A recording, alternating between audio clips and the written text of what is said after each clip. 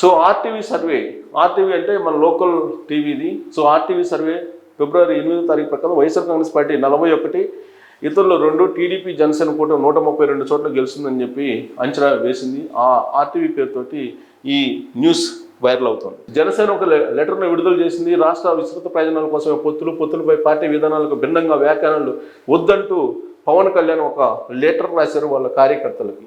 So భీమవరంలోనే Pawan reentry. So Bhimavaram, గాజువాకలో గత ఎన్నికల్లో పోటీ చేశారు. భీమవరంలో, గాజువాకలో 2 చోట్ల ఓడిపోయారు. కానీ ఈసారి ఒక్క చోట పోటీ చేస్తున్నారు భీమవరంలో.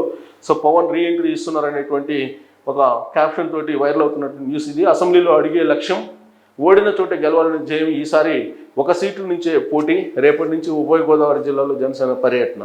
సో కానీ జనసేన పర్యటనకి పర్మిషన్ లేదు, అంటే ల్యాండ్ కావడానికి హెలికాప్టర్కి అనుమతి ఇవ్వలేదు రాష్ట్ర ప్రభుత్వం. అందుకని ఆయన వాయిదా వేసుకున్నారు. ఎప్పుడుగానే తెలియలేదు. ఇంకా మళ్ళీ టీడీపీలోకి మాగుంట చంద్రబాబుతో భేటీ.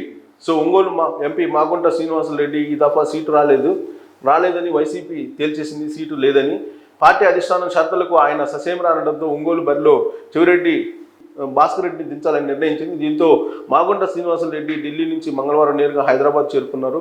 టీడీపీ అధినేత చంద్రబాబుతో భేటీ అవుతారని తెలిసింది. బుధవారం ఆయన నిర్ణయాన్ని ఒంగోలులో వెల్లడిస్తారని మాగుంట అనుచరులు వెల్లడించారు. సో ఇంతకు మించి ఆప్షన్ లేదు కాబట్టి ఆయన తెలుగుదేశం పార్టీ నుంచే ఈసారి పోటీ చేసే అవకాశం ఉంది మాగుంట శ్రీనివాసరెడ్డి. సో ఆవుదల వలసలో pick of the day. So శంకరావం పూరించారు లోకేష్.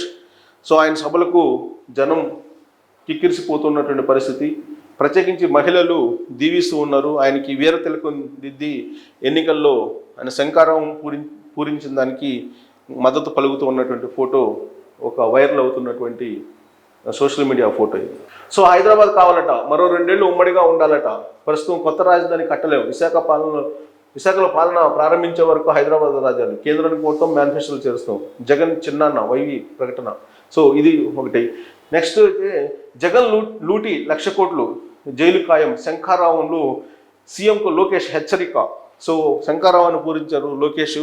ఆయన సభలకు కిక్కిరిసిపోతున్నారు. ప్రత్యేకించి మహిళలు ఎక్కువగా వస్తున్నారు. అబ్జర్వ్ చేయొచ్చు ఈ ఫోటోల్లో కూడా. సో పాలకొండలో లోకేష్ శంఖారావం సభ జరిగింది. ఆ సభలో ఆయన నిప్పులు చెరిగారు జగన్మోహన్ రెడ్డి మీద. నిజం మాట్లాడితే తల పగిలిపోతుంది, జగన్ రెడ్డికి ఆ శాపం ఉంది అని చెప్పి ఆయన పదునైనటువంటి వ్యాఖ్యలను ఉపయోగించారు. అందుకే మోసాల్లో అబద్ధాలు చేస్తున్నాడంటూ లోకేష్ కామెంట్ చేశారు. ఎన్నికల ముందు డిఎస్సి అంటూ మోసం చేశాడు. భూపత్రాలు, సర్వే రాళ్లపైన జగన్ బొమ్మలే. బిడ్డనంటూ మీ భూములు లాక్కునే ప్రయత్నం చేస్తున్నారు, లాక్కునే యత్నం అంటూ ఆయన కామెంట్ చేశారు. 3 రాజధానులు అంటూ ఉత్తరాంధ్రకు ద్రోహం చేశాడు అని చెప్పి కామెంట్ చేశారు. విశాఖ రైల్వే జోన్కు భూములు ఇవ్వలేదు. షర్మిలపై పేటీఎం బ్యాచ్ వికృత ప్రచారం. శంఖారావంలో టీడీపీ యువనేత ధ్వజం. సో ఇక్కడ పాతపట్నం, పాలకొండ, కురుపాం సభలు నిర్వహించారు ఆయన. సో ఆ సందర్భంగా జగన్మోహన్ రెడ్డి మీద విరుచుకుపడ్డారు.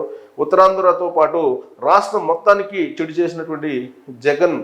సో ప్రజలు ఓటు వేసేటువంటి పరిస్థితి లేదని చెప్పి ఆయన నిర్ధారించుకున్నారు. జగన్ను ప్రజలు ఓటు అనేది ఆయనతో తరిమి కొట్టాలి అని చెప్పి ప్రజలకు పిలుపునిచ్చారు. సో జగన్ అర్జునుడు, అభిమన్యుడు కాదు, ఒక సైకో, ఒక భస్మాసురుడు, ఒక సద్దాం.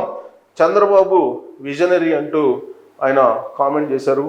సో జగన్ రెడ్డి ప్రిజనరీ, చంద్రబాబు నాయుడు విజనరీ అంటూ ఆయన పదునైనటువంటి పదజాలాన్ని ఉపయోగించే సభల్లో ఆయన ప్రసంగాన్ని రక్తి ఖండించారు లోకేష్. సో 2 నెలల్లో మేము వస్తాం, తిన్నదంతా కక్కిస్తాం. ఉత్తరాంధ్రను పంది కుక్కుల్లా మెక్కుతున్నారు. వైవి విజయసాయిరెడ్డి పైన లోకేష్ ఫైర్. ఈ ప్రాంతంలో విప్లవం మొదలైంది. జగన్ పని అయిపోయింది. ఇక తాడేపల్లి కొంప గేట్లు బద్దలే. సీఎం కొత్త పథకం, ఎమ్మెల్యేల బదిలీ.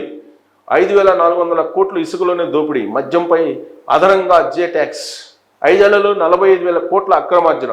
100 సంక్షేమ పథకాలు రద్దు. 2వ రోజు శంఖారావంలో లోకేష్ పదునైనటువంటి వ్యాఖ్యలు చేశారు. శంఖారావం. సో శంఖారావం ఫోటోలు చూస్తున్నాం మనం. ఇది వైరల్ అవుతున్నాయి. టెక్కిల్లో జరిగినటువంటి శంఖారావంలో సో స్పందన ఆయన మాట్లాడేటప్పుడు ఏ విధంగా మనం చూస్తున్నాం. అలాగే ఇక్కడ పాల్గొన్నటువంటి జనం ఎంతమంది ఉన్నారో చూస్తున్నాం. సో ఆయన మొత్తం వ్యూ చూస్తా, సభ వ్యూ చూస్తే కనుక చాలా క్లియర్గా కనిపిస్తుంది. ఇక్కడ చాలా శ్రద్ధగా వింటున్నట్టు ఫోటోలు కూడా కనిపిస్తున్నాయి. అంటే ప్రామిస్ చేపిస్తున్నారు. సో రాబోయేటువంటి రోజుల్లో జగన్మోహన్ రెడ్డి ఎట్టైనా గద్దె దించాలని గుండె మీద చేసుకుని అందరూ ప్రమాణం చేస్తున్నారు. ఆంధ్రజ్యోతికి సర్కార్ బహుమానం. 15 కోట్ల విలువైన భూమి 50 లక్షలకే. విశాఖపట్నం పరదేశీపాలెంలో 1.5 ఎకరాల కేటాయింపు అంటూ గతంలో చంద్రబాబు నాయుడు హయాంలో జరిగినటువంటి కేటాయింపుల మీద ఒక వార్త ఇప్పుడు వైరల్ అవుతుంది సోషల్ మీడియాలో. సాక్షి రాసినటువంటి ఒక న్యూస్. కక్ష సాధింపు ధోరణి ఎందుకు జగన్? గతంలో విష్ణు కాలేజీ హెలిప్యాడ్లో ప్రముఖులు దిగేందుకు అనుమతి ఇవ్వలేదా? శ్రీ పవన్ కళ్యాణ్ గారి పర్యటన అంటే ఉన్నపడంగా నిబంధనలు మారతాయా? అమలాపురంలో కూడా అనుమతి ఇవ్వకుండా ఆర్ఎండ్బి అధికారులపై ప్రభుత్వం ఒత్తిడి. ఆర్ఎండ్బి యంత్రాంగాన్ని నీ కక్ష సాధింపు కోసం వాడుకోవడం ఏమిటి జగన్? వైసీపీ పిరికిపంద చర్యల నేపథ్యంలో జనసేనాని భీమవరం పర్యటన వాయిదా. సో భీమవరం పర్యటన వాయిదా పడింది. Hello AP by by YCP అనేటువంటి క్యాప్షన్ తోటి వైరల్ అవుతున్నటువంటి ఒక పోస్ట్ ఇది. సో జనసేన పర్యటన ఉండాలి వాస్తవంగా వాళ్ళు భీమవరంలో, కానీ పోస్ట్ పోన్ కావడానికి కారణం ఏంటంటే హెలిప్యాడ్ పర్మిషన్ ఇవ్వలేదు. మరో జగన్మాయ. అమరావతిలో అపార్ట్మెంట్ టవర్లు సకాలంలో కట్టకపోతే 2,000 కోట్ల రుణం వడ్డీతో సహా చెల్లించాలి. అందుకే పూర్తయినట్లు ధృవపత్రాలు ఇవ్వాలని సిఆర్డీఏను వైకాపా సర్కార్ ఒత్తిడి చేస్తుంది. సీఎం జగన్ పుణ్యమని ప్రభుత్వం కూడా బ్యాంకులు మోసం చేయడాన్ని చూసే మహద్భాగ్యం మనకు కలగబోతుంది. సో సిఆర్డీఏని మ్యానిపులేట్ చేసి దొంగ సర్టిఫికేట్లు ఇచ్చే ప్రయత్నం చేస్తుందంటూ ఈనాడు నెట్లో వచ్చినటువంటి న్యూస్ ఇది. సో అపార్ట్మెంట్లు టవర్లు సకాలంలో పూర్తి చేసినట్టు చూపించేటువంటి ఒక ఫేక్ లెటర్ని సిఆర్డీఏ ద్వారా క్రియేట్ చేసే ప్రయత్నం. సో ఇక్కడ ఈ మధ్యకాలంలో కర్నూలు జిల్లా సేవకుల సదస్సు. సో సేవకుల సదస్సు పేరుతోటి విమలమ్మ జగన్మోహన్ రెడ్డి యొక్క పిన్నమ్మ అనుకుంటా, ఆమె బైబిల్ పట్టుకొని ఈ మధ్యకాలంలో జిల్లాలు తిరుగుతున్నారు. కర్నూలు చేరుకున్నారు. కర్నూలు జిల్లా సేవకుల సదస్సు. విశ్వసించిన వారందరూ ఏక హృదయమును ఏకాత్మము గలవారై ఉండిరి అంటూ ఆమె క్యాప్షన్ తోటి ప్రేమ విందు గలదు అని చెప్పి టోల్ ఫ్రీ నెంబర్లు కూడా ఇవ్వడం జరిగింది. సో కింగ్ ప్యాలెస్ కోడమూరులో కర్నూలు జిల్లాలో గ్రాండ్ కన్వెన్షన్ బళ్ళారి రోడ్లో జరుగుతుందని చెప్పి ఈ ప్రకటన ఇది వైరల్ అవుతుంది.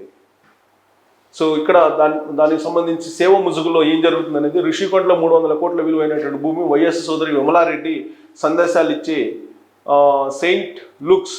సో వైఎస్ సోదరి విమలారెడ్డి.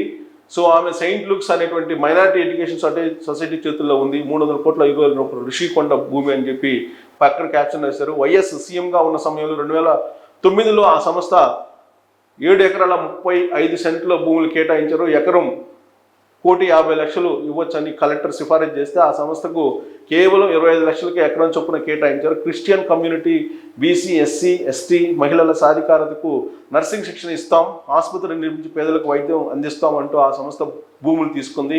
ఇంతవరకు అక్కడ ఎలాంటి ఆసుపత్రి నిర్మించలేదు. ప్రార్థన మందిరాన్ని మాత్రం కట్టేశారు. విమలారెడ్డి అక్కడికి వస్తూ సందేశాలు ఇస్తుంటారు. ఆ భూమిలోని కొంత భాగంలో షెడ్ వేసి నర్సింగ్ శిక్షణ ఇస్తూ ఉన్నారు. ఇది అసలు వాస్తవం. ఆమె ఇప్పుడు సేవకుల సదస్సు అంటూ బయలుదేరారు. రాజశేఖర రెడ్డి సోదరి, మా మేనత్త, జగన్మోహన్ రెడ్డికి మేనత్త. మా మేనత్తకు నాకు ఒక కిట్ ప్రోకో ఉంది, I have to tell it now అంటూ బ్రహ్మానందం ఫోటో వేసి, బ్రహ్మానందం ఫోటోని మాత్రం బాగా వాడుకుంటున్నారు అందరూ సెటైరిక్గా. వైజాగ్ ఋషికొండ పక్కన చర్చి కట్టుకుంటాను అంటే 7 ఎకరాల 50 సెంట్లు రాసి ఇచ్చేసాను. అప్పటి నుండి ఇలా నా కోసం నల్ల బుక్కు తీసుకొని ఓట్లు అడుక్కుంటూ ఉంటుంది అంటూ సెటైర్. పల్లెకి పోదాం, అవి కేంద్రం నిధులే.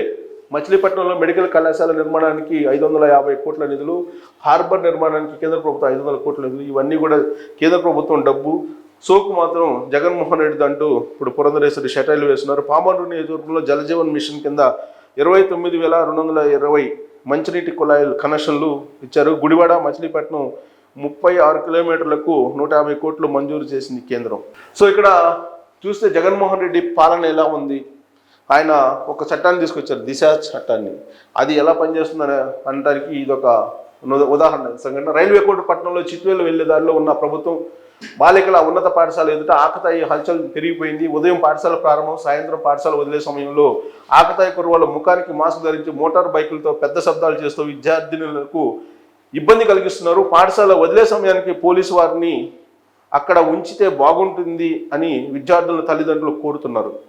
విద్యార్థుల తల్లిదండ్రులు అంటే అమ్మాయిల యొక్క తల్లిదండ్రులు కోరుతూ ఉన్నారు. ఇది జగనన్న పాలనలో ఉండేటువంటి దృశ్యం. నెక్స్ట్ రైల్వే కోడూరు అంటారు. నెక్స్ట్ ఇది షర్మిల బాణం.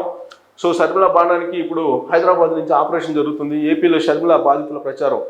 సో ఏపీ ఎన్నికల్లో షర్మిలకు వ్యతిరేకంగా ప్రచారం చేస్తామని వైఎస్ఆర్టీపీ బాధితులు వెల్లడించారు. షర్మిల తెలంగాణలో పార్టీ పెట్టి మమ్మల్ని మోసం చేసి వెళ్ళిపోయిందని ఆరోపిస్తూ షర్మిలను నమ్మి అప్పుల పలాయమైన ఆస్తులు అమ్ముకున్నామని ఆవేదన వ్యక్తం చేశారు. షర్మిల ఒక నియంత్రని తన నియంత్రణ నిర్ణయాలతో తీవ్రంగా నష్టపోయామని పేర్కొన్నారు. త్వరలోనే కార్యాచరణ ప్రకటించి ఏపీలో షర్మిల తీరును ఎండగట్టామని ఊరూరా షర్మిల మోసాలను వివరిస్తామని స్పష్టం చేశారు. బహుశా జగన్మోహన్ రెడ్డి అనుమతి తీసుకొని వీళ్ళు ఏపీలో ఎంటర్ అవుతారు అనుకుంటా.